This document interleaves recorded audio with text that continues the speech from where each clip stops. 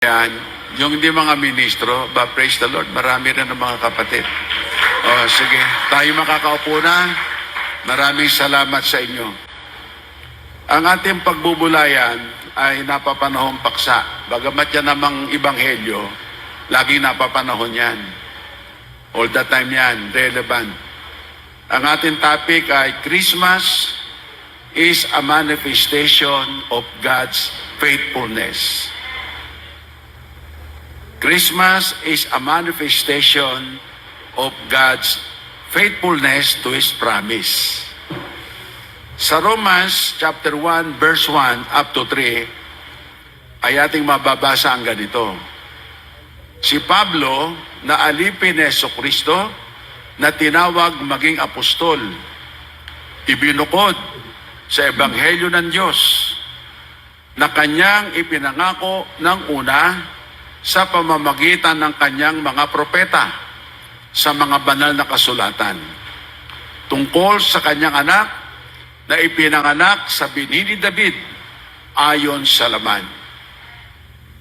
Sa mga verses na ito na ating binasa, unang-una, ipinapakilala ng Apostol Pablo kung sino siya.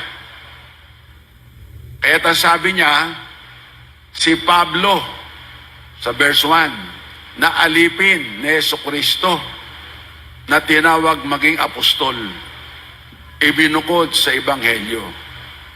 Kanya ipinakilala kung sino siya. Siya ay isang apostol. At kung ano ang kanyang gawain o tungkulin, siya ay ibinukod sa Ebanghelyo ng Diyos. Ang mga apostol ay talagang ibinubukod. Ang mga sugo ng Diyos, sa tiyang pa lamang ng kanilang ina, ibinukod na talaga sila. May special purpose. Mayroong special duty ang mga apostle. Tingnan natin ang sa Galatia, sa 1:15. Ano ang sabi ni Pablo? Ngunit ng magalingin ng Diyos, na siyang sa akin ay nagbukod. Buhat pa sa tiyan ng aking ina, na ako'y tawagin sa pamamagitan ng kanyang biyaya. Kanina, binasa natin yung Roma 1:1. Ano sabi ni Pablo? Si Pablo na alipin at apostol ni Jesucristo, ibinukod, separated. At ito naman sa Galatia, ito rin, inulit. Ngunit ang magalingin ng Diyos na siyang sa akin ay nagbukod. Inulit yung salitang ibinukod, separated. At ano ang layunin ng pagbubukod? Saan ibinukod? Para sa Ebanghelyo. At yan natin makikita, pag hindi tinawag sa pagka-apostol, walang karapatang mangaral. Kaya nga ibinukod eh. Kasi ang pangangaral ng Ebanghelyo, special na gawain yan. Isipin nyo kung gaano ka-special yan. Ultimong anghel, hindi pinahintulutan na mangaral ng Ebanghelyo. Kaya nangangaral sa atin eh, hindi mga anghel eh. Ang nangangaral, mga apostol. Hindi anghel. Kaya nga ibinukod yung mga apostol, special ang gawain. Special ang tungkulin. Paano ngayon, pag mangangaral ay hindi naman apostol? Aba, kumbaga yan mga kapatid ay misplaced authority yan. Nasa iba sila. Pagkat Diyos ang nagbubukod, Diyos ang naglalagay. Pag ang magdadala hindi apostol, hindi madadala ang Ebanghelyo. Pagkat ang Ebanghelyo, mga kapatid, yan, exclusive lang yan. Sa mga apostol lang, ibinigay yan. Pag hindi apostol, magdadala ng Ebanghelyo, ang madadala nila, hindi na Ebanghelyo. Ibang Ebanghelyo. At basahin natin, na meron din talagang nangangaral na iba. Para din sa ating panahon ngayon. Hindi lang naman talaga tayo nangangaral. Ang iba nga, mas marami pang ginagamit na kaparaanan eh. Radyo, TV, at palibasa sila may pera na, mayayaman sila, wala silang tigil. Pero mga kapatid, yung bang kanilang ipinangangaral ay tunay na ebanghelyo? Basahin natin na mayroong ibang ebanghelyo. At mamaya makikita natin, mga minamahal, papakita ko sa inyo at kayo magpapasalamat sa Diyos na yung atin sinasampalatayana na ipinangaral sa atin, yan ang genuine gospel. Yung iba, fake gospel. Ibang ebanghelyuhan lang, pero hindi tunay na ebanghelyo. O, basahin muna natin na mayroong tinatawag sa Bible, sinasabi ng Apostol Pablo na mayroong ibang ebanghelyo sa 1:7 ng Galacia. 1:7 ng Galacia. Na ito'y hindi ibang ebanghelyo, kundi mayroong ilan na sa inyo nagsisiligalig at nangag-iibig na pasamain ang ebanghelyo ni Kristo. Pasamain. They want the gospel to be corrupted. Hindi na pure. Pag hindi na pure, halimbawa, ang gatas, inaluan ng tubig o kaya ng ibang liquid, hindi na yon pure milk. Corrupted na. Ang masaklap po pa niyan, contaminated. Abay, pagka ganoon ng kalagayan, hindi na mabuti yon. Kahit ikaw, halimbawa, kumain ka ng gatas na panis, ikaw ba mapapabuti o mapapasama? Hindi mo alam. Ang nakain mo, corrupted na. Panis. Panis. Kaya nung malasahan mo, huli na ang lahat. Nainom mo na. Uminom ka ng isang baso, inulit mo pa. O ano mangyayari sa'yo? Pinakawalang-wala niyan, mag-LBM ka. O, hindi ka napabuti. Napasama ka. May ebanghelyong tunay, may ibang ebanghelyo. For sure, ang dala ng mga apostol, dalisay na ebanghelyo. Pag hindi apostol ang magdadala, kahit gaano kagwapo yan, mas gwapo pa sa inyo. Kahit gaano kaganda yan, mas maganda pa sa inyo. Pag hindi sugo ng Diyos ang magdadala niyan, mapapasama kayo. Ang malalason diyan, hindi lang katawan mo. Ang malalason diyan, kaluluwa mo. Kaya nga, laging payo ng mga sugo, mag-iingat. Ay dapat talaga, inaingatan niyang pinapakinggan eh. Hindi lahat ng pinapakinggan mo, tama eh. Hindi lahat ng pinapakinggan mo, makakabuti sa kaluluwa mo eh. Oh. Ngayon ito mga kapatid, the genuine gospel is the gospel that had been preached by Christ and His apostles, that God had promised through the prophets concerning Christ, the Son of God, that He was born in the seed of David according to the flesh. Yan ang dalisya na ebanghelyo. Yan lamang sa Romans 1:1-3. Makikita mo na dyan ang dalisya na ebanghelyo. Ano ang ebanghelyo? Balikan natin yung verse. Ayon kay Pablo, siya ibinukod para sa ebanghelyo. At dinipay niya ang ebanghelyo. O, sa verse 2, ano yung ebanghelyo? Na kanyang ipinangako ng una sa pamamagitan ng mga propeta sa mga banal na kasulatan. Ano yung ebanghelyo? Ang ebanghelyo ay tungkol sa pangako ng Ama. Na yung pangako ng Ama, sinulat ng mga propeta sa banal na kasulatan. At sino ang tinutukoy ng mga propeta? tungkol sa kanyang anak. O ilagay uli natin nga yan, yung sa verse 3. Ano raw yung ebanghelyo? Ayan, tungkol sa kanyang anak. Yung pala ang ebanghelyo tungkol sa kanyang anak Na yung anak ng Diyos sa langit, ano mangyayari? Ipinanganak sa binhi ni David, ayon sa laman. Ang ipapanganak, anak ng Diyos. Saan ipapanganak? Kaninong binhi? Sa binhi ni David, ayon sa laman. Kaya makikita nyo dyan, yun ang ebanghelyo.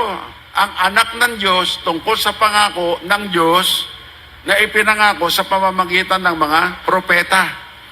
Kaya si Kristo, sinasabi nga doon sa aklat na the introduction to the Bible, Christ is the theme of the Old Testament and the New Testament. Ang tema o ang topic ng Old Testament, si Kristo. Sa Lumang Tipan, prophecy.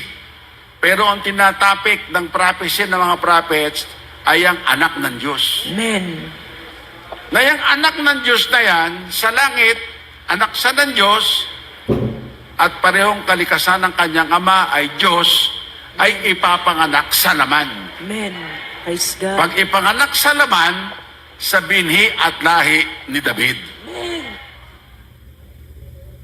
Kaya ang ebanghelyo tungkol sa anak ng Diyos na kanyang ipinangako. Dito maling-mali ang Wanes. Sapagkat ang Wanes, ang nanaog sa lupa, ama. Hindi.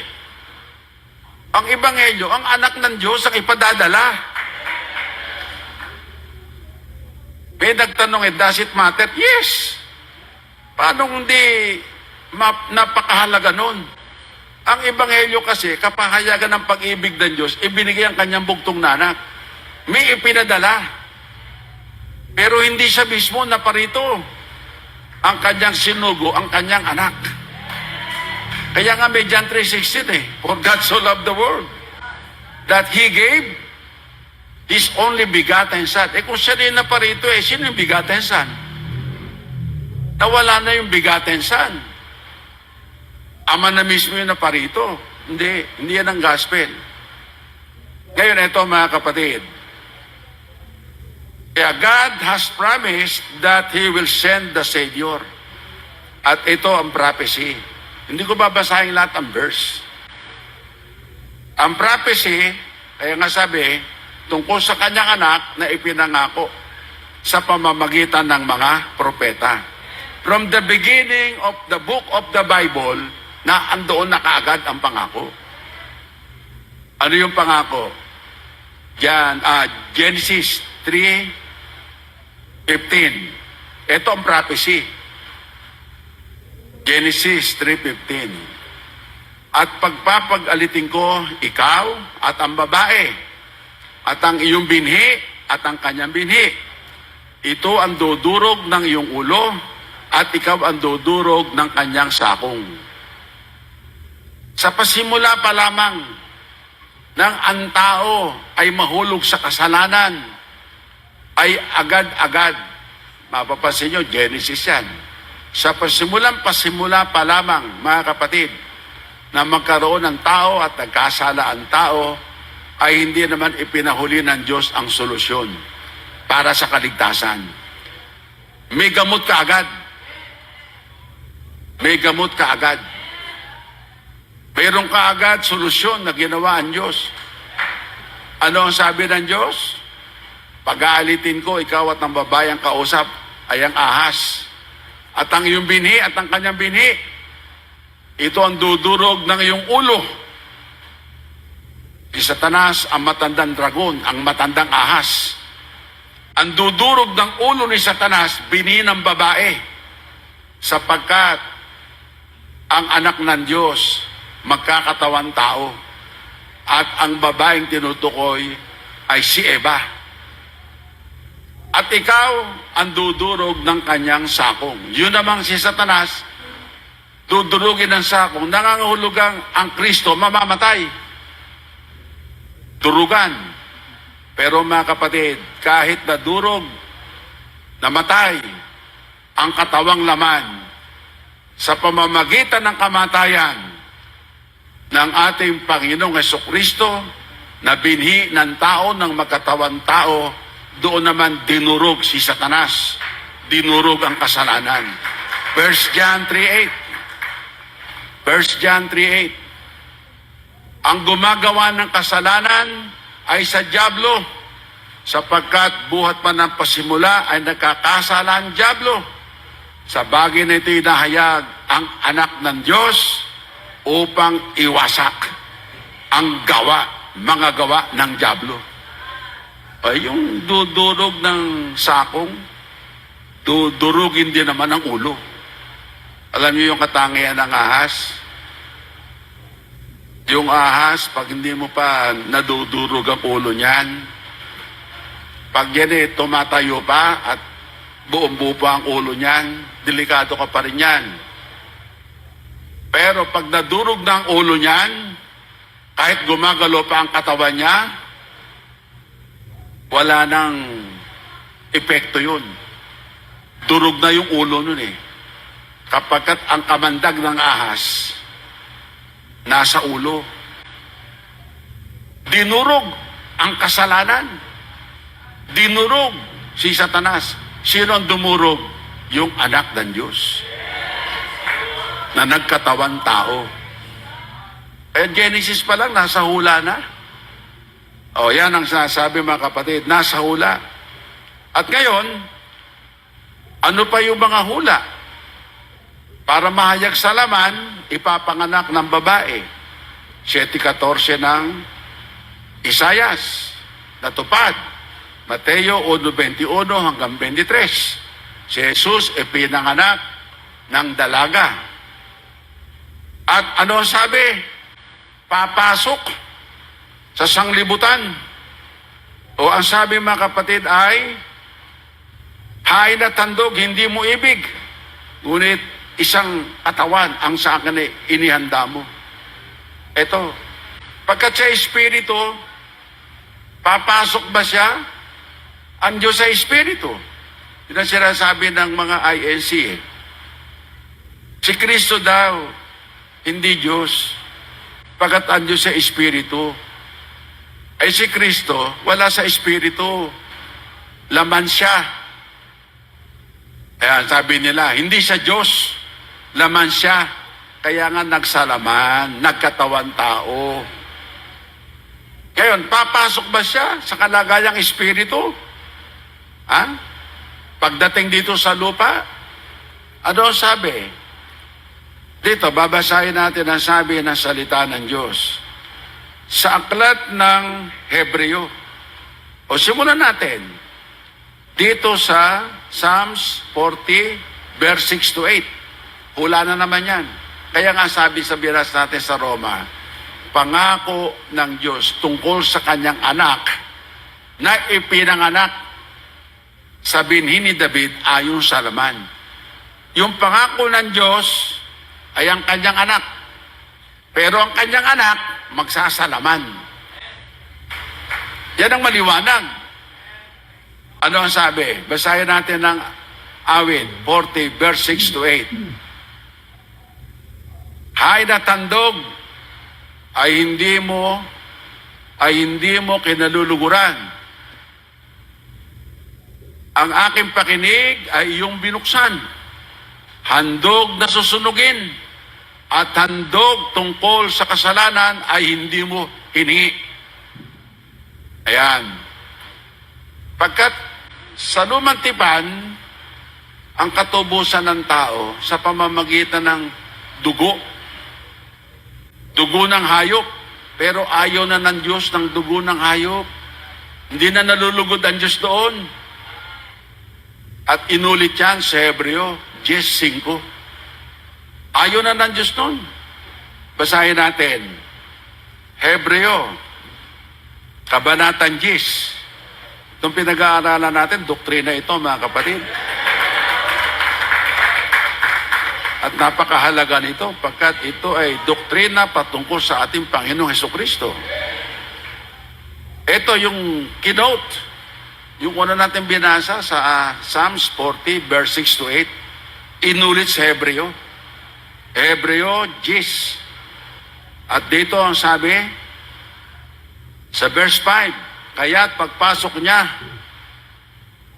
sa sanglibutan ay sinasabi, hain at tandog, hindi mo ibig, ngunit isang katawan ang sa akin na inihanda mo. Tuloy sa 6. Sa mga handog na susunugin at mga haing patungkol sa kasalanan, hindi ka nalugod. Verse 7, nang magkagayi sinabi ko, narito ako, ako'y pumaparito sa balumbon ng aklat ay nasusulat sa akin upang gawin, O Diyos, ang iyong kalooban. Hindi na nalulugod ang Diyos doon. Yung una, dugo ng hayop, dugo ng tupa, dugo ng kambing, dugo ng dumalagang baka, iwiwisik. At sa pagwisik, yung taong may dala ng dugo, nalilinis sa kasalanan, napapatawad. Ang tawag doon sa Bible, old way. Old way.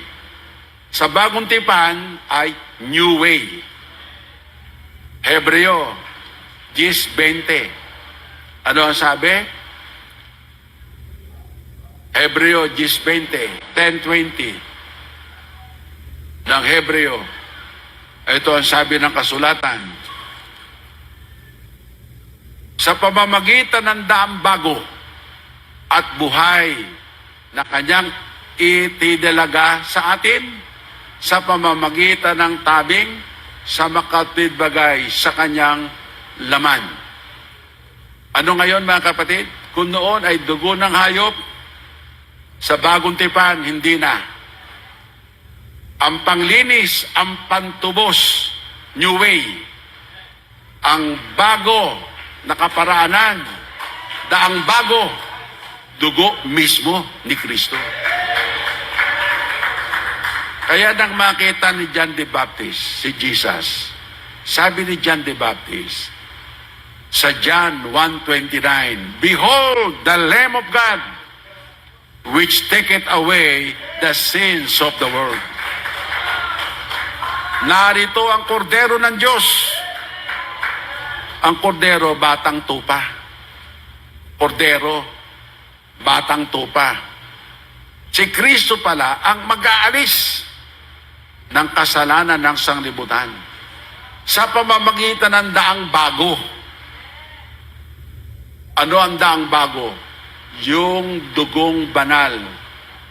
Yung katawan ng tao. Hindi na katawan ng hayop, hindi na dugo ng hayop. Katawan mismo ng tao. Pero hindi ba sa tao? Taong banal. At walang taong banal. Lahat nagkasala. Kaya ang ginawa ng Ama, hinandaan ng katawan. Sapagkat may mga katawan naman bakit hindi nilang makakatawan ng hiyain? Puro makasalanan yan Ang kailangang katawan ay katawang banal. At sa tao, walang mayroon nun. Pero kay Kristo, hinanda ng Ama. Inihanda ng Ama ang katawang banal. Hindi binhi ng lalaki, hindi binhi ng babae. Ano yun? Ang tawag doon, binhi ng Diyos. Sa Lucas 1:35. At yan nga mga kapatid, si Kristo, ang anak ng Diyos, ang kordero ng Diyos, ipinadala dito sa lupa. Kaya nga ang tawag sa kanya ay Jesus. Ang ibig sabihin ng Jesus sa Greek word, soter. Soter means Savior or Redeemer. Tagapagligtas, manunubos. Alam niyo yung ginawa ng ibang reliyon dyan? Yung daan ng Diyos, hindi ba nila? Limbawa, INC, pasok ka sa reliyon namin para ka maligtas. Aba, hindi yan ang daang bago. Yan yung daang hindi sa Diyos. Pasok daw sa reliyon nila. Ang ginawang tagapagligtas, yung kanilang reliyon, natatag lang sila 1914. Paano bago mag-1914? Saan papasok ang tao? Kaya sagutin nyo yan. Para maligtas. Wala pa 1914 eh. 1914, saka sila lumitaw. Sa kanila papasok. Bago mag-1914, 1913, pababa. Saan papasok? Wala palang naligtas doon. Di ba? Ang pagpasok pa lang para ng kaligtasan, 1914 sila. Paano yung 1913 pababa? Walang napasukan yun. Saan papasok yun? Walang papasukan. Wala pang 1914. Yan, mga kapatid. At yung mga yan, walang tigil yan. Tira ng tira yan. Kaya pag napapakinggan ko yan, nag-aalab ang kalooban ko eh. Grabe mga tao to eh. Papasukin, hindi ba ang kaligtasan? Ang pagliligtas, pasok sa reliyon nila. Kaya ngayon ang tanong doon, paano yan? Nung wala pang 1914, 1913 pababa, saan pumasok? Walang papasukan. Kung walang pumasok at walang papasukan, sino maliligtas? Wala palang naligtas. Siyempre mong laking kabaligtaran yan. Ito naman ang sabi ng Sabadista. Para ka maligtas, huwag kang kakain ng baboy. Huwag kang kakain ng sugpo. Walang kaliskis. Nako, mga kapatid, iniba nila ang kaligtasan sa pamamagitan ng dugo ni Kristo. Kaya nangangailangan ng anak ng Diyos magkatawang tao. Pagkat hindi yung reliyon nila, hindi yung ritual nila, si Kristo ang magliligtas. Dugo ni Kristo. Diyos ang gumawa ng kaparaanan. Hindi si Manalo. Hindi si Ellen White. At yung kung ano-anong reliyon, Diyos ang may gawa ng kaligtasan. Bagay lang sa kanila pag sila nagsasalita. Mga kapatid, at tayo nagpapasalamat sa Diyos. Kaya nga sabi natin, huwag niyong hahamunin ng Fourth Watch. Pag ayaw niyong ma-expose kayo. Pero oras na hamunin niyo ang Fourth Watch, ma-expose kayo. At ating ituturo yung katotohanan ng aral. Ngayon, ito mga kapatid, paano siya papasok?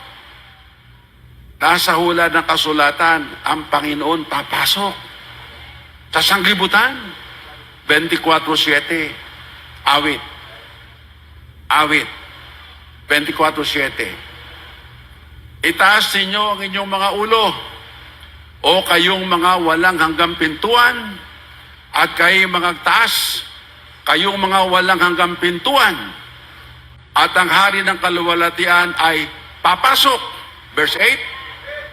Sino ang hari ng kaluwalhatian? Ang Panginoong malakas at makapangyarihan.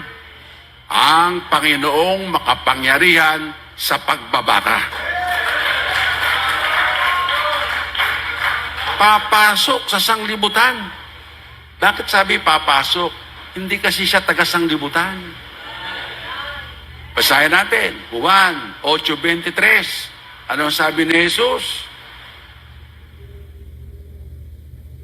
At sa kanila kanyang sinabi, kayo'y mga taga-ibaba, ako'y taga-itaas. Kayo'y mga taga-sanglibutang ito, ako'y hindi taga-sanglibutang ito. Sabi ng Panginoon niya, kayo taga rito, taga-ibaba kayo. Sabi na si Kristo, nagsimula daw, nung siya likain, nung siya panganak ni Maria, di taga rito siya. Sabi ni Kristo, hindi ako taga rito. Hindi nagsimula siyang mabuhay sa lupa. Wala pang mundo, existing na si Christ. Bumaba ako. Kung siya may taga rito na, sasabihin pang bumaba, taga-baba na pala. Bumaba ako. Saan siya nanggaling? Saan siya nanggaling? Sa Barangay Polo, Bulacan? Saan siya galing? Juan, sa 6:38. Oh, hindi sa Bagumbong, ha? Sa 6:38. Ayun, sapagkat bumaba akong mula sa langit. Hindi siya nagmula sa lupa, sa langit siya nagmula eh. Hindi upang gawin ko ang aking sariling kalooban, kundi ang kalooban ng sa akin. Nagsugo sa akin. Liwaliwanag niyan, hindi siya taga-ibaba, hindi siya taga-lupa. Kayo taga rito, ako hindi. Taga-itaas ako eh. Tapos sasabihin niya na, nagsimula kay Maria, nagsimula sa paglikha. Kutakot na verses ng Bible ang dudurugin nila. Aalisin nila, mag-alis ng isang tuldok, isang kudlit. Kasalanan yan. Ako mga kapatid, kaya pag wala yung katotohanan, ang narinig lang ay sila, alam mo, sila na yung totoo. O ito ngayon, mga kapatid, papasok ba siyang espiritu? Papasok ba siyang nasa kalagayan Diyos? Hindi. Pero basahin muna natin. Sa lumang tipan pa lang, ang nagtuturo na sa mga propeta, espiritu. Hindi pa siya nagsasalaman. Espiritu ni Kristo sumasa propeta. Unang Pedro 1:11. Na sinisiyasat ang kahulugan kung ano at kailang panahon itinuro ng Espiritu ni Kristo na sumasa kanila ng patotohanan ng una ang mga pagbabata ni Kristo at ang mga kaluwalhatiang hahalili sa mga ito. Sino nagtuturo sa mga propeta? Espiritu ni Kristo. Sapagkat hindi pa siya nagsasalama noon. Nung kanyang turuan ng mga propeta, sulatin ang banal na kasulatan, si Kristo na rin ang nagturo sa mga propeta. Kaya nga sabi ng mga Pariseo, sabi ni Kristo, sabi ng mga Pariseo, hindi kami naniniwala sa iyo. Kay Moses kami naniniwala. Sabi ni Christ, di kung gayon, hindi na ako ang magsusumbong sa inyo sa Ama. Si Moses ang magsusumbong sa inyo. Sabi ng mga Pariseo, bakit ganon? Sa kanya kami naniniwala, bakit isusumbong kami sa Ama? Basahin natin.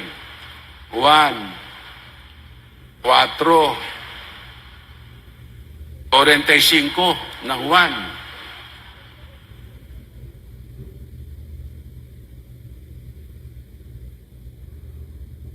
Ito babasahin natin ang sinasabi ng kasulatan.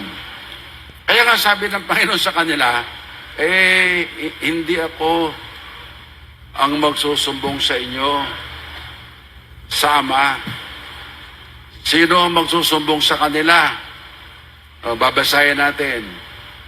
Dito sa aklat ng 5:45. Yan, ng John. Huwag ninyong isiping ako ang sa inyo magsusumbong sa Ama. May isang magsusumbong sa inyo. Yaong pinaglagakan ninyo ng inyong pag-asa. Sapagkat kung kayo nag-iisampalataya kay Moises, ay mag-isampalataya kayo sa akin. Sapagkat tungkol sa akin, siya'y sumulat. Bakit ganon? Si Moises ang magsusumbong. Sapagkat ang laman ng sulat ni Moises, si Kristo. Sabi nyo, kay Moises kayo naniniwala. Ba't di ka naniniwala sa akin? Ako yung laman ng sulat niya. Si Moises ang magsusumbong sa inyo. Pagkat yung palang sulat ni Moises, ang laman ng sulat, si Kristo. Ayan, mga kapatid. Sino nagturo? Espiritu ni Kristo ang nagturo sa kanila. Kaya dito, papasok siya sa sanglibutan. Dito, kahit may naniniwala, kahit mayroong naaralan ng INC, maliliwanagan Espiritu siya, papasok ba siya bilang espiritu? Papasok ba siya sa sanglibutan bilang Diyos? Hindi. Binasa natin, hain at handog, hindi mo ibig. Ngunit isang katawan ang sa akin ay inihanda mo. Hinandaan pala ng katawan. Yung espiritu, hindi pupuntang espiritu dito. Gagamit ng katawan. Kaya ang term dyan ni Juan at ng mga apostol na paritong nasa laman. Pagkat espiritu siya, hindi siya na paritong espiritu, nasa laman. Unang Juan 4. Simulan natin sa 1 hanggang 2. Nang maalaman, unang Juan, First John. Yan, lagay mo sa, yan. Mga minamahal, huwag kayong magsipaniwala sa bawat espiritu, kundi inyong subukin ang mga espiritu kung sila'y sa Diyos, sapagkat marami nagsilitaw na mga bulaang propeta. Sa panahon pa lang pala ng mga apostol na nauna, marami ng bulaang propeta. Ang tinutukoy dyan, ayon sa history, mga Gnostics. Ang Gnostics is Greek word from the Greek word gnosis, meaning knowledge. Gnosis, knowledge. Ngayon, sapagkat pag yung titignan, parang mayroon talagang lakip ng karunungan. Mayroon bang Diyos na nauuhaw? Mayroon bang Diyos na nagugutom? Mayroon bang Diyos na napapagod? Mayroon bang Diyos na kumakain? Higit sa lahat, mayroon bang Diyos na namamatay? Yan ang Gnostics. Meron silang tinatawag na doctrine of Docetism. Matter is matter. Evil is evil. Matter cannot be spirit. Spirit cannot be matter. Diyan ka lang.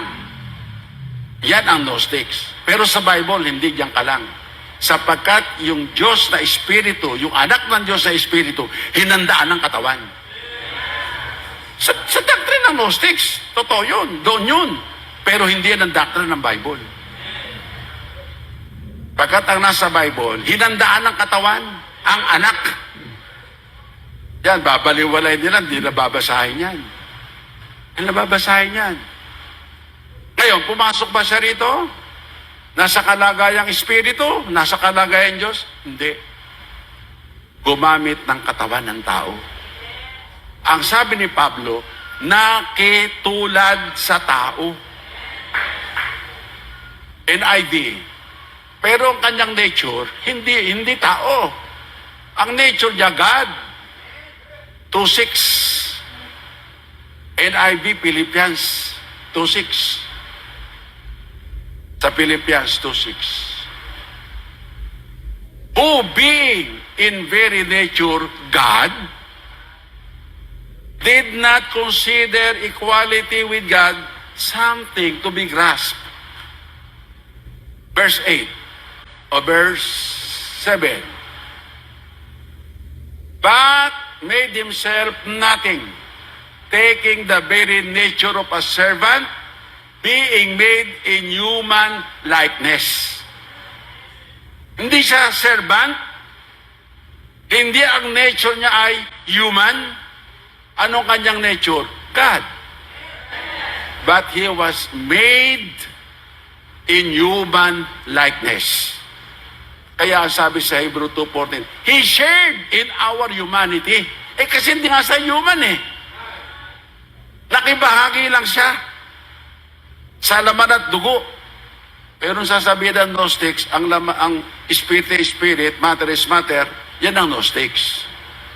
Pero hindi yan ang katuruan ng Bible. Ang katuruan ng Bible, ang anak ng Diyos magkakatawan tao. Ang anak ng Diyos makikitulad sa tao. Yan ang Bible. Hindi, ang ating batayan, hindi doctrine ng Gnostics. Ang batayan natin, Bible. Sila kundari hawak yung Bible, pero ang doktrina Gnostics Hindi nyo nakita yon? Bible kunwari ang hawak, andun ang daya dun Kunwari, Bible, pero hindi doktrina ng Bible yon. Doktrina ng Gnostics yun. At noong unang panahon pa lang, sinasabi nga ng mga Bible scholars na may tinatawag na incipient form. Nagpapasimula na ang anyo ng Gnosticism, incipient form of Gnosticism ng first century. Kaya sabi ni Juan, ngayon marami nang nagsilitaw na Antikristo. Antikristo, labang kay Kristo, pinapatay nila yung pagka-Diyos ng Kristo. Yun ang ini-eliminate nila. Ang kanilang pinalilitaw, pagkatao lang. Pero yung pagka-Kristo, yung pagka-Diyos ng Kristo, dinudurog nila yan, inaalis sila yan. Ang tawag dyan, Antikristo. O kahit sa Amplified pa natin basahin yan eh. Sa 1 John, yun ang sabi ng salita ng Diyos, 4:1. Ano ang sabi? Behold, do not believe every spirit is speaking through self-proclaimed prophet. Instead, test the spirits to see whether they are from God, because many false prophets and teachers have gone out into the world. Next verse. O, tuloy-tuloy natin, ha? By this, you know and recognize the Spirit of God. Every spirit that acknowledges and confesses the fact that Jesus Christ has actually come in the flesh as a man is from God. God is its source. Huwag kayo maniwala sa bawat espiritu. Subukin nyo. Yung nagpapahayag na si Jesucristo na paritong nasa laman, come in the flesh as a man is from God. Na paritong nasa laman. Hindi na paritong laman. Hindi na paritong espiritu. Kumasangkapan ng laman. At yun ang katawang tao. Espiritu siya, kinasangkapan yung katawang tao. Ngayon, nung sabay na parito, nasa katawang tao na siya, yung anak ng Diyos na espiritu, nakagaya ng Ama ay espiritu, nang sabay na parito, nakilala ba siya? Unang Korinto 2:8. Nakilala ba siya? None of the rulers of this age recognized and understood this wisdom. Or if they had, they would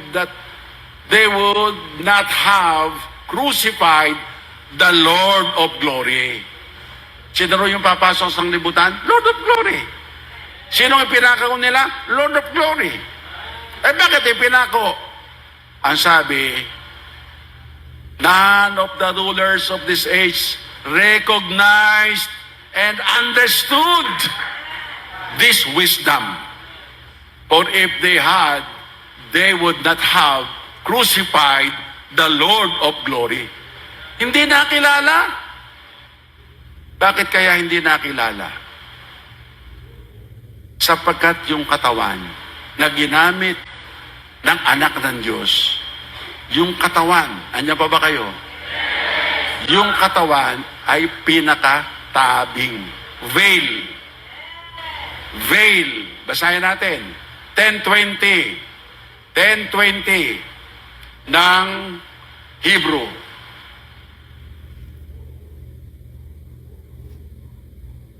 By this new and living way which He initiated and opened for us through the veil, as in the Holy of Holies, that is through His flesh. Sa Tagalog yan, Tagalogin natin. Para mas maunawaan natin, sa pamamagitan ng daang bago. Ang daang bago nga, hindi katawan ng hayop, katawan ng mismong tao. Daang bago, dugong banal, at buhay na kanyang itinalaga sa pamamagitan ng tabing sa makatwid bagay ng kanyang laman. May tao ba doon sa loob ng kwarto? Meron? Meron? Ano ginagawa?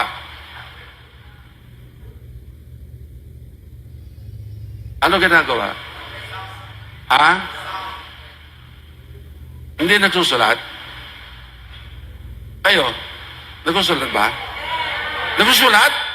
Nakita nyo? Nakupo, nakatayo. May butas kasi eh.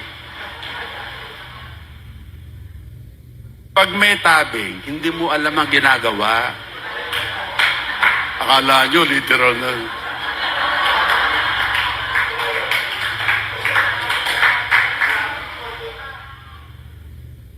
Hindi mo alam pag nasa loob, pag may tabing. Ang tabing, maaring tela, kurtina, maaring pader, wall, tabing.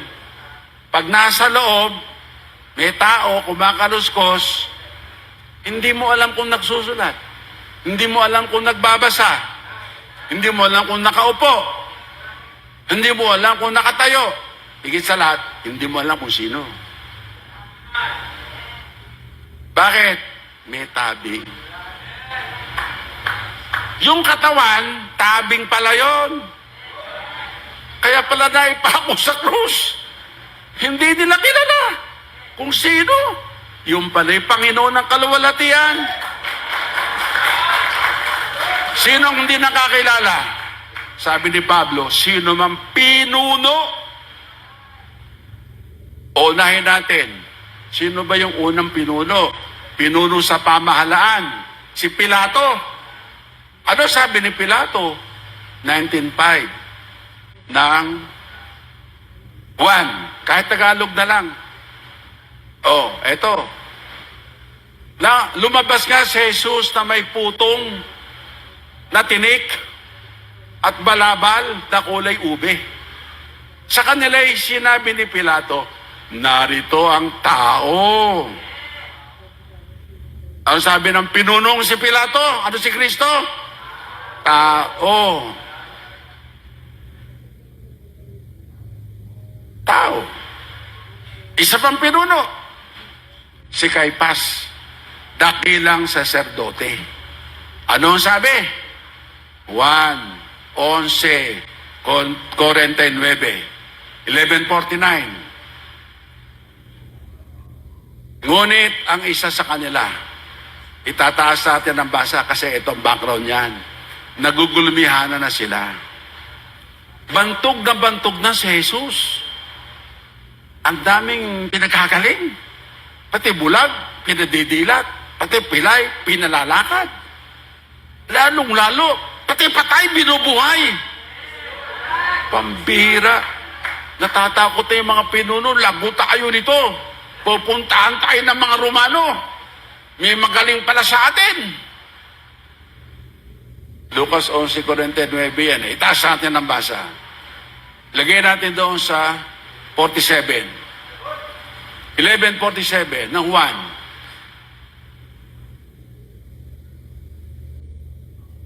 Ito, yan. Ang mga pangulong saserdote, matatalino to, mga pangulo to eh. Hindi ito basta-basta reliyoso. At mga Parisayo ay nangagpulong at nagsipagsabi, ano ang ginagawa natin sapagkat ang taong ito'y gumagawa ng maraming tanda. Tao pa rin, ano? Tao, no? Sabi ng mga pangulong saserdote, tao! Oh. Verse 48. Gugulmihanan sila. Kung siya ating pabayaan gayon, ang lahat ng mga tao ay mag-isampalataya sa Kanya. Na-insecure sila. Mako-convert sila ng fourth watch.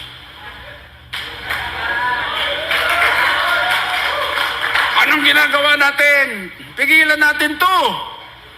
Nagpo-fourth watch sa pati kapitbahay natin. Oh, anong sabi nila? At mag-isip pa rito ang mga Romano at pagkukunin ang ating kinaroroonan at gayon din naman ang ating bansa. Patay tayo. Sabi nila, dahil magiging ano tayo, mga taong walang sariling bansa. Alam niyo ano yung grupo ng sa panahon ngayon, pati bibig nila tinatahi. Ano ba yan? Mayroong latter R yun eh. Kasi gusto nila, tanggapin sila sa isang lugar, sa isang bansa. Walang tumanggap sa kanila. Ronghiya. Ronghiya. Narinig nyo ba yung Ronghiya? Narinig nyo yun?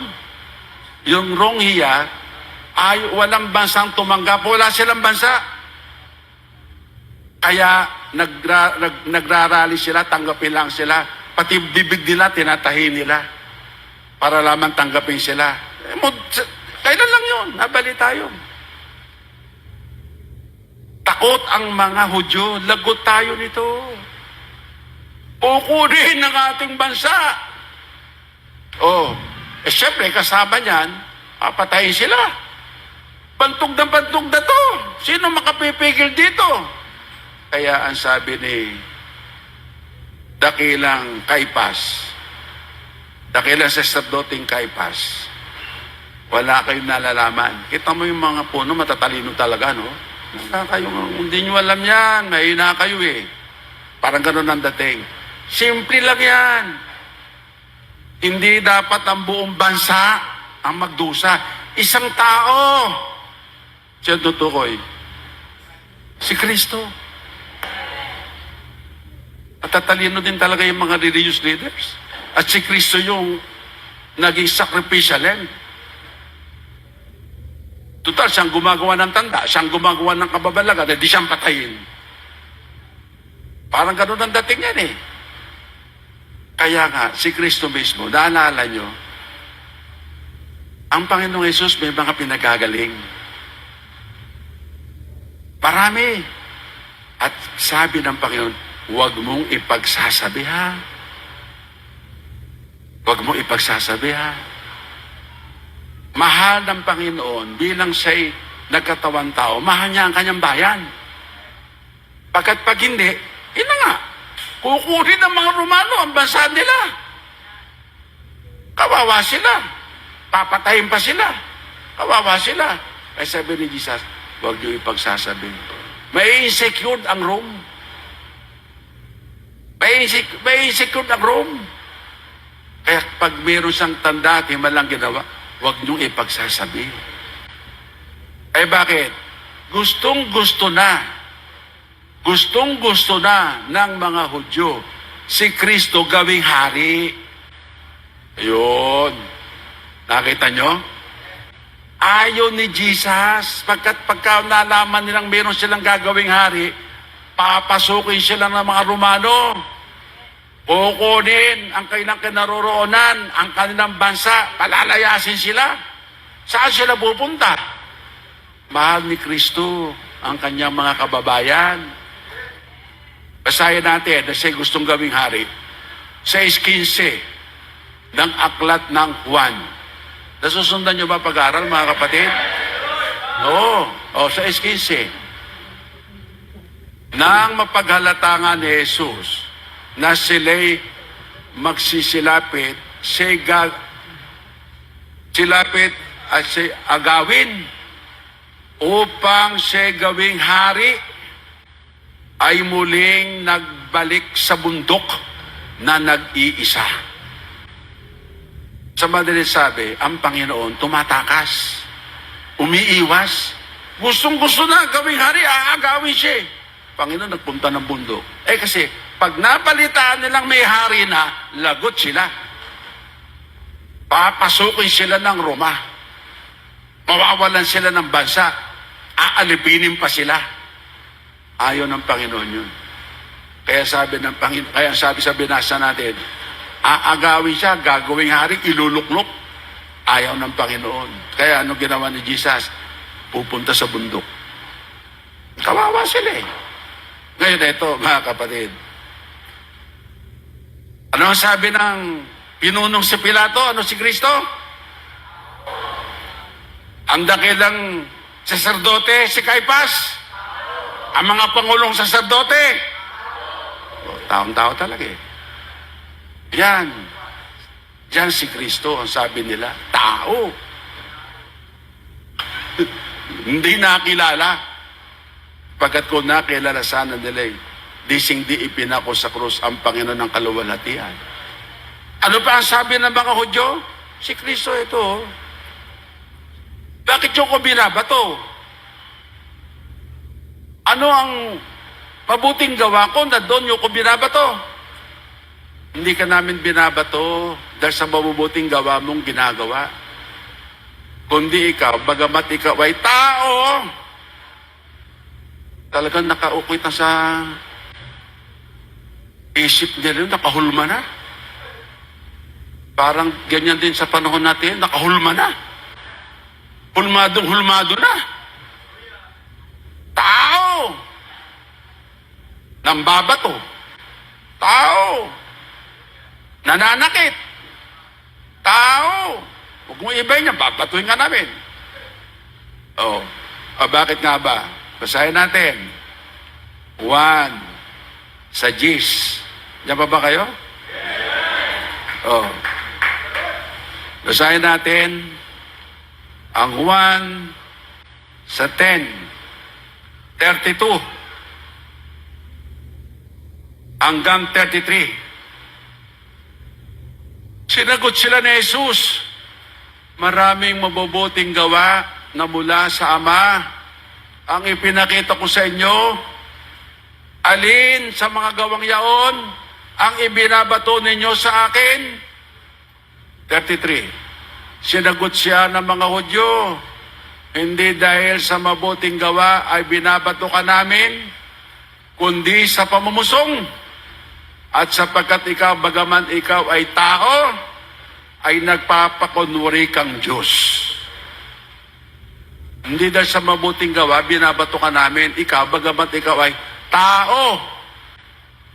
Hindi na matanggap si Kristo Diyos Nagpapakunwari kang Diyos. Tao ka. Patuhin ka lang namin.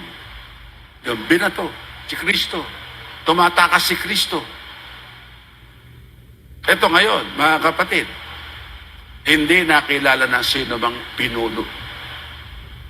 At hanggang sa ngayon, marami pa rin ang hindi nakakakilala. Tama bang pagkakilala yung sa mga Hudyo? Ano sabi ni Pablo? Sa pagka-religyoso, wala siyang masasabi, religyoso talaga yung mga Hudyo. Religyoso. Devoted sila Sa reliyon nila, talagang papatay Alang-alang sa reliyon Papatay.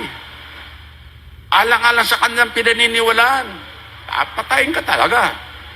Alam niyo yung pagbato, hindi kayo simulan pagbato, tapos na. No, pag oras na binato ka, hindi ka titigilan noon.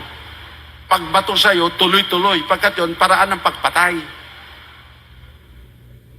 Paraan ng pagpatay ang pagbato. At sa Israel, once binato ka, tuloy-tuloy yun. Hindi pagkabato sa'yo na isa, dalawa, tatlo. O dyan ka na, nabato ka na namin. No! Hindi titigilan yan. Hanggang kayo mamatay, matampakan ka ng maraming bato. Ganyan sa Israel. Kaya oras na binato si Kristo, lalagutin ka talaga dyan mga yan. Tatapusin ka dyan. Ito ngayon, mga kapatid.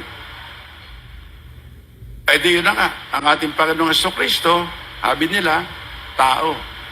At kaya sabi ni Paulo, hindi na pagkilala. Ngayon, yung bang mga Hudyo, tama ang pagkakilala? Tama ba ang pananampalataya nila? Tama ba?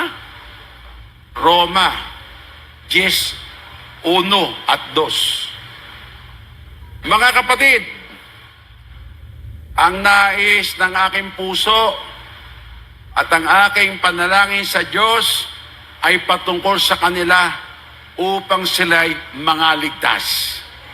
Meaning to say, hindi pa ligtas yung mga Hudyo. Walang kaligtasan yung mga Hudyong yun. Bakit ang dalangan ni Pablo sila'y maligtas? Verse 2. Sapagkat sila'y pinatotohanan ko na may mga pagmamalasakit sa Diyos, dadapat hindi ayon sa pagkakilala. Yung palang malasakit, yung pagiging religyoso, hindi batayan ng kaligtasan. Pagkat maging ang mga Hudyo, deboto. Sa iba't ibang salin ng Bible yan, mga kapatid, ang ibang ginamit, not correct. Ilagay muna natin sa Amplified. Yang Romans 10:1 and 2. For I testify about them that they have a certain enthusiasm for God. Enthusiastic sila pagdating sa Diyos.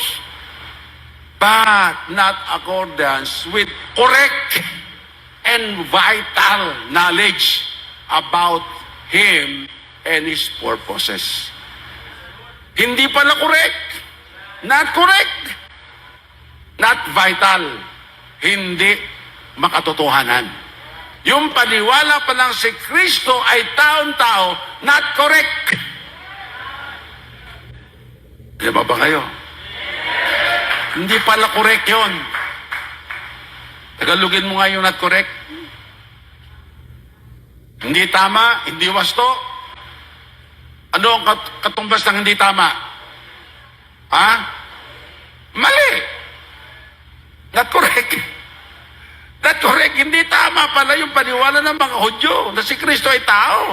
Not correct. Not vital knowledge. Hindi pala yung makabuluhang kaalaman. Sino may sabi niya? Si Pablo. O sasama pa ba kayo kay doon sa mga Hudyo? Not correct. Not correct na nga eh. Yung not correct ka, kinukorek mo eh. Oh, ay yung panatiko, andyan na bali, dito na kami pipikit. Hindi tama yun. Ano yun? Not correct. Yan mga kapatid, hindi ayon sa pagkakilala. Kaya pala ibinako sa krus, hindi nakilala. Yung palang kanilang ipinako, Panginoon. Yung palang kanilang ipinako sa krus, Diyos pala yun.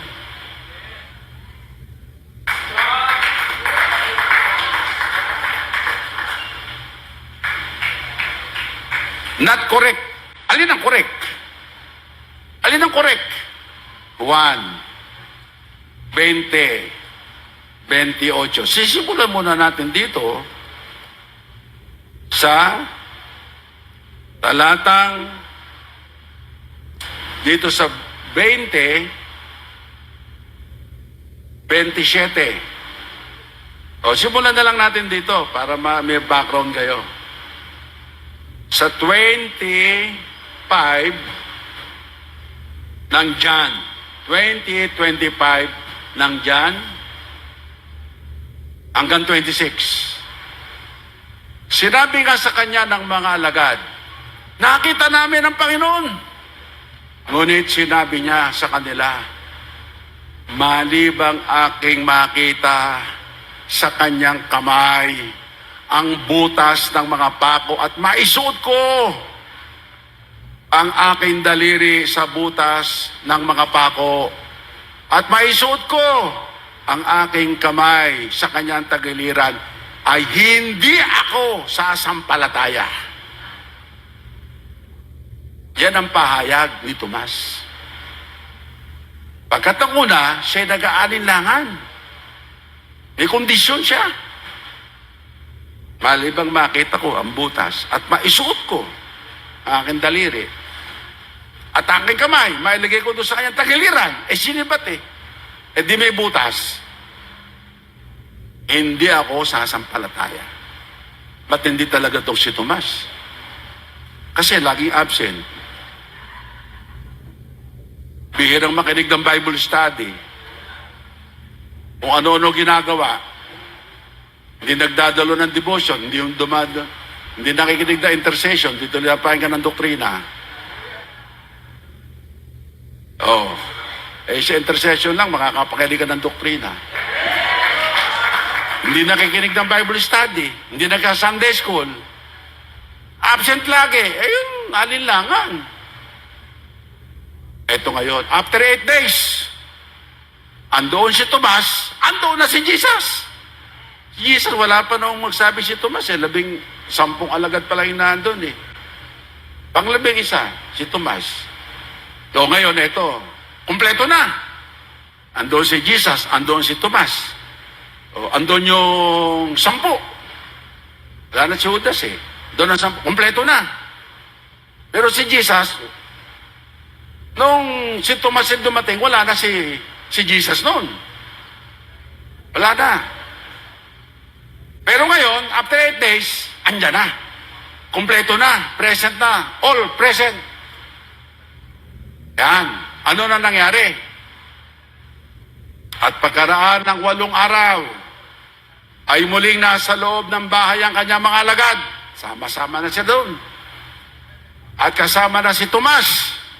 Dumating si Jesus na ang nakapili ng mga pinto, sarado. Siyempre, yung Panginoon nila, pinatay eh.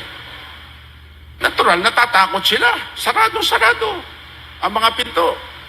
Ano sabi? Ito, dumating si Jesus.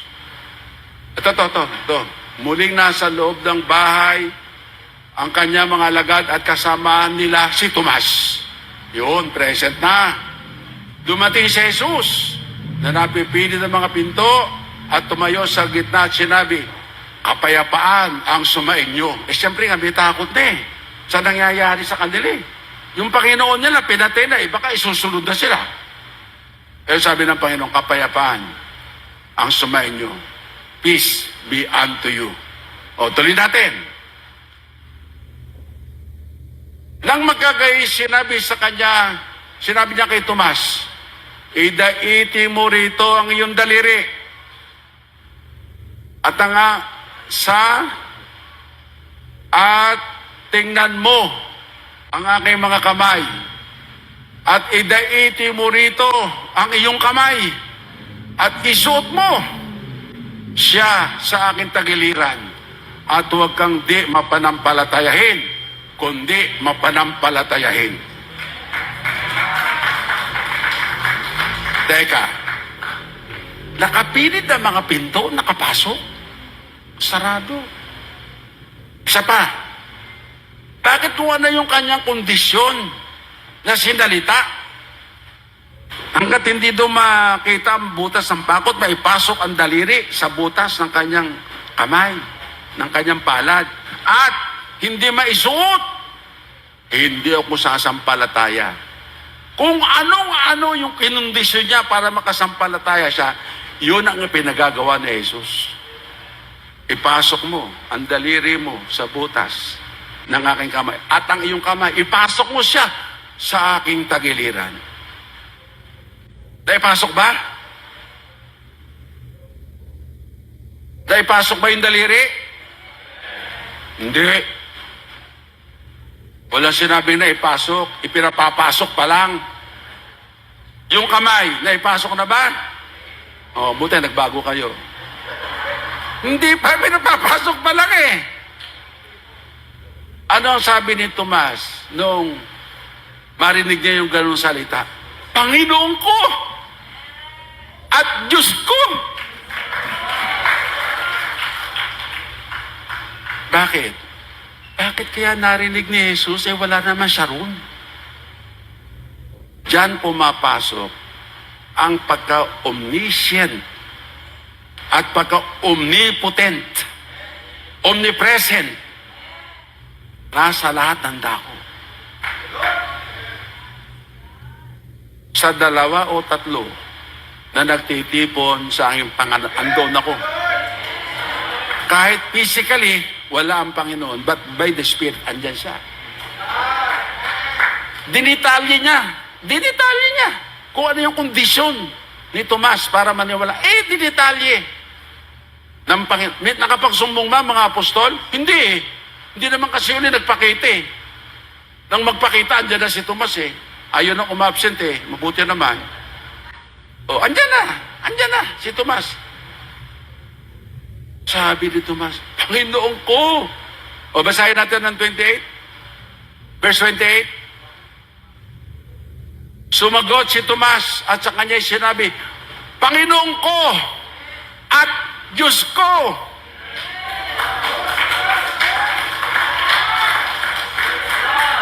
Sabi ng INC, nagulat. Nagulat. Ay sila mahilig doon sa salitang, letra por letra, letra por letra. O isa naman yung letra por letra yung nagulat. At nagulat si Tomas. Wala naman ah. Sumagot si Tomas, hindi nagulat si Tomas. Akala ko pa letra por letra, ba't wala namang letra por letra nagulat? Ayaw kasi talaga din ang tanggapin yung katotohanan. Kaya lahat ng katwiran, kahit baluktot, nakapangatwiran lang. Di ba kabaluktotan yun? Sasabihin mo nagulat, wala naman nagulat dyan. Wala naman nakasulat na nagulat eh. Ipipilit mo yung nagulat. Si Tomas, Hudyo, Jew. Hindi sa Pilipino. At hindi ugali ng mga Jew ang pag nagugulat ay bumibigkas ng nagugulat na salita. Ano yung nagugulat na salita? Pag nagulat, Sus Mariosep! Yan, nagulat yan. Pwede pa yan. Yung tatlong pangalan kayang bigkasin ng isa lang. Si Jesus, si Maria, si Josep, sa pagkagulat shortcut agad. Sus Mariosep! Hindi ugali ng mga Hudyo ang magbanggit ng pangalan. Nasa kautusan yan. Huwag mong babanggitin ang pangalan ng Panginoon mong Diyos sa walang kabuluhan. Si Tomas hindi Pinoy. Hindi Pilipino si Tomas. Si Tomas, Hudyo yan, Jew. Hindi nila ugali. Ang pagka magulat magdiyos ko po. Pagka magulat magsusus Mariosep. Hindi na ugali yan. Hudyo yan Eto, sinabi ba ni Jesus yung katwiran nila? Tomas, napaka-magugwalitin mo. Nagulat ka. Ano pa yung katwiran nila? Nag-aalinlangan daw. Sinabi ba ni Jesus, Tomas, hanggang ngayon ba nag-aalinlangan ka pa? Napaka-mapag-aalinlangan mo talaga. Hindi sinabi ni Jesus yun. Sa pahayag ng Panginoon ko, Diyos ko. Ano ang sabi ni Jesus? 29. Sunod natin. Sinabi sa kanya ni Jesus, sapagkat ako'y nakita mo, ay sumampalataya ka. Sumampalataya ka. Walang nagulat, walang nag-aalinlangan ka. Salita lang nila yon. Ang pakinggan natin si Jesus. Ano ang sabi ni Jesus? Sumampalataya ka. Ang kilalanin mo pala, ang Panginoong Jesus ay Panginoon at Diyos ay isang pananampalataya.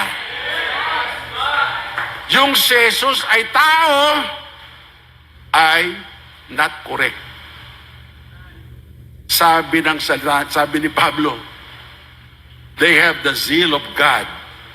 They are jealous about God, but not according to correct and vital knowledge. Mali pala yun. Ano ang tama? Ano ang pananampalataya? Panginoon ko at Diyos ko. Na sinasabi nila, si Jesus, nung ipanganak, tao. Nang umakyat sa langit, tao.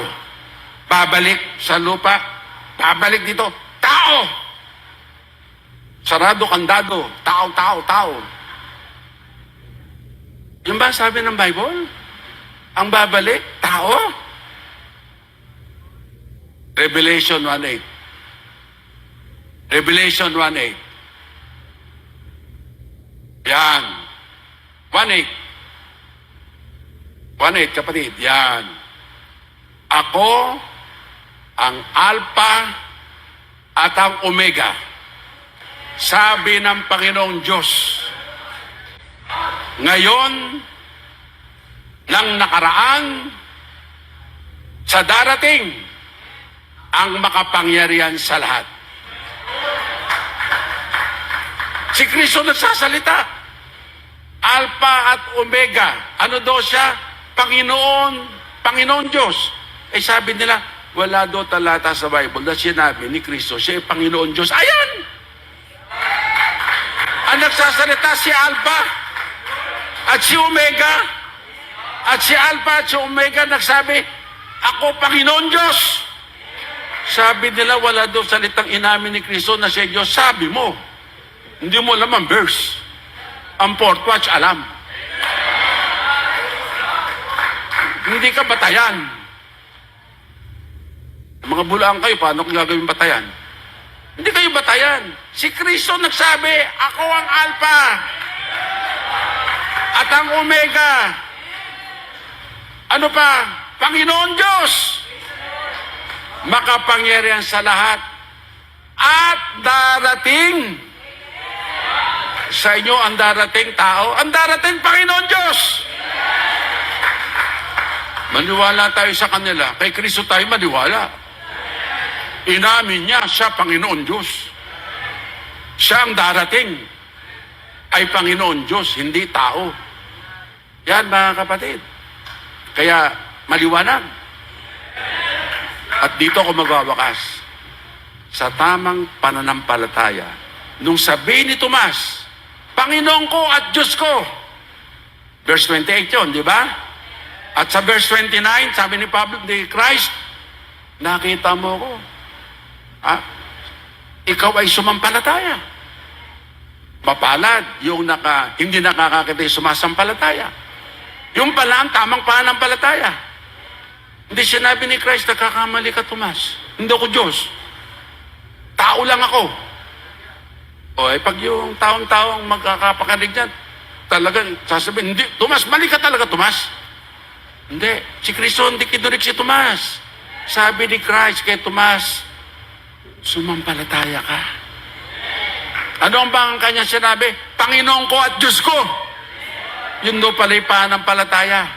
Ang binasa natin, 20:28, Panginoon ko at Diyos ko, sabi ni Tomas, sa 29, ano ang sabi ni Jesus? Sumampalataya ka, ang babasahin natin, 31. Sa 31, verse 31, ano ngayon ang biyaya? Doon sa may tamang pagsampalataya. Verse 31, ngunit ang mga ito'y nangasulat upang kayo mag-isampalataya na si Jesus ay ang Kristo, ang anak ng Diyos. At sa inyong pagsampalataya ay magkaroon kayo ng buhay sa kanyang pangalan. Sinong may buhay na walang hanggan? Yung may tamang panampalataya. Sino ang walang kaligtasan? Yung ang panampalataya not correct. Not vital knowledge. Yung kay Tomas, Panginoon ko at Diyos ko, sumampalataya ka. Sa inyong pagsampalataya, inisa-isa ko sa inyo, 28 yun 29, sabi ni Jesus, sumampalataya ka. Pagdating sa 31, sa inyong, sabi? Ngunit, ang itinasulat upang kayo mag-isampalataya na si Jesus ang siyang Kristo, ang anak ng Diyos. At sa inyong pagsampalataya, magkaroon kayo ng buhay. Buhay! Buhay na walang hanggan sa kanyang pangalan. Magpakatatag kayo, magpakatibay kayo sa tamang pagkakilala. Yan ang makaapostol na aral, yan ang makaapostol na panampalataya. At yan, mayroon kayong buhay na walang hanggan. Tayo manalangin, Amang Diyos, salamat po. Sinamahan mo kami sa aming pag-aaral. Mula sa mga ministro, mga manggagawa, sa mga pastoral staff, Amen. sa mga elders, Amen. sa adults, sa youth, Amen. Praise patatagin mo God. ang aming pananampalataya. Amen. At hindi lang po kami maging tagapakinig. Amen. Praise God. Tagapaghatid kami ng tabang aral. Amen. Tagapagbalita kami ng tabang aral.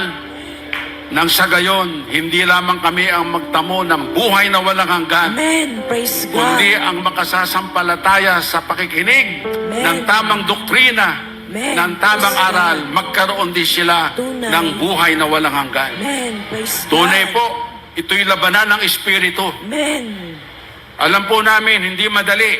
Tunay. Pagkat meron kang kaaway, ang dyablo, Hallelujah. na nagasik ng maling aral. Tunay. Ngunit kami palakasin mo ang pananampalataya namin. Amen. Praise God. Huwag naming ibababa ang katotohanan. Tunay. Huwag naming isusuko ang katotohanan. Amen. Praise Kahit God. anong mangyari, ipaglalaban namin ang katotohanan ng aral. Tunay. Hallelujah! Glory to Salamat God. po, Ama, at sa amin tunay ang Pasko. Amen. Sapagkat ang pagsilang ng aming Panginoong Hesukristo kapahayagan ng katapatan ng Diyos sa kanyang pangako, Amen. ang kanyang bugtong na anak na pareho ang kanyang kalikasan Amen. Praise sa God. anak sa Ama. Amang Diyos ay nagkatawan tao, nagpakababa na nga, nakitulad na nga sa tao, ngunit palibasa sila mga bulag sa katotohanan. Amen. Sila hindi nakaunawa at ibig pa rin ng ibang tao ay bulagin nila. Hallelujah. Tulungan mo kami, Amang Diyos, Amen. na palaging maghatid ng mabuting balita Hallelujah. ng pag-ibig ng aming Diyos, na bagamat ang aming Panginoong Hesukristo ay Diyos sa kalikasan, Amen. nakitulad sa tao upang kami tubusin sa aming mga kasalanan. Tunay. Salamat po, Ama, at sa iyo namin pinagkakatiwala ang lahat, Amen. maging sa darating po na panibagong taon. Amen. Ikaw nawa ang patuloy na pumatnubay sa amin. Amen. Praise God. Tumayo tayong lahat at ipagpepre ko ang Amen. ating Praise pagsalubong God. sa bagong Amen. taon. Praise the Lord.